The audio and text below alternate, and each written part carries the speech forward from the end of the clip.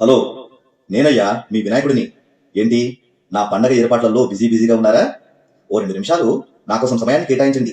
మీతో కాస్త మాట్లాడదామని, నా బాధను మీకు తెలియజేద్దామని మీ ముందుకు వచ్చాను.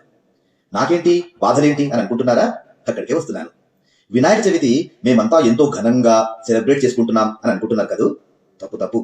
పండగ పేరుతో పవిత్రతను పాడు చేస్తున్నారు. పవిత్రమైనటువంటి మీ సంస్కృతిని నాశనం చేస్తున్నారు తెలుసా?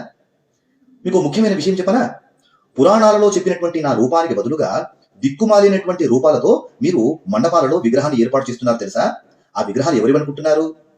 అచ్చం నాలాగే ఉండేటువంటి వికృతమైనటువంటి రూపం కలిగినటువంటి వాడు గజాసురుడు అనేటువంటి రాక్షసుడు ఉన్నాడు. Eega Ganapati, spider man Ganapati, cricket ఆడే గణపతి, బాహుబలి గణపతి, గబ్బర్ సింగ్ గణపతి, 6 ప్యాక్ గణపతి అంటూ మీరు ఈ 9 రోజులు మండపంలో పెట్టి పూజిస్తున్నారు చూసారా? ఆ పూజలన్నీ కూడా నాకు కాదు చెందేది, ఆ గజాసురునికి మాత్రమే. వికృతమైనటువంటి రూపంతో ఉండేటువంటి వాడు గజాసురుడు. పురాణాలలో చెప్పినటువంటి రూపాన్ని కలిగినటువంటి వాడిని నేను గణపతిని, గజాననుడను. ఇంకో ముఖ్యమైన విషయం చెప్పనా? పవిత్రమైనటువంటి స్థలంలో ప్రతిష్ఠించాల్సినటువంటి నన్ను చౌరస్తాల దగ్గర, రోడ్లపైన, మురికి కాలువల పక్కన, శ్మశానాల దగ్గర కూర్చోబెడుతున్నారు. ఏమైనా మర్యాదనా ఇది? ఇకపోతే శాస్త్రీయమైన భక్తి పాటలు, వేద పారాయణము, చాగంటి కోటేశ్వరరావు గారి ప్రవచనము, సామవేదం షణ్ముఖ శర్మ లాంటి వారి ప్రవచనాలు విందామని పెద్ద పెద్ద చెవులతో నేను మండపంలో కూర్చుంటే హవ్వా బూతు పాటలు పెట్టి మీ యొక్క మతం పరువు తీసుకుంటున్నారు తెలుసా?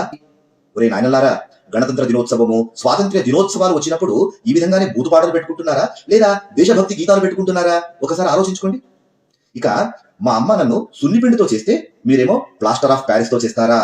మట్టితో చేసి భక్తితో పూజిస్తే నేనెంత సంతోషిస్తానో మీకు తెలుసా? ఏం పోటీరా నాయనా మీది, ఒకరిని చూసి ఒకరు. పూజలో కావాల్సింది భక్తి గాని పోటీ కాదురా. అన్నన్నా ఒక్క అడుగుతో మొదలుపెట్టి 60 అడుగులు 70 అడుగుల వరకు చేస్తున్నారు కదా. అంత ఎత్తుతో చేస్తేనే నేను వరాలిస్తానా? చిన్నగా చేస్తే వరాలు ఇవ్వనా? విగ్రహం యొక్క సైజును తగ్గించి భక్తి సైజును పెంచుకోండిరా, అది చాలు.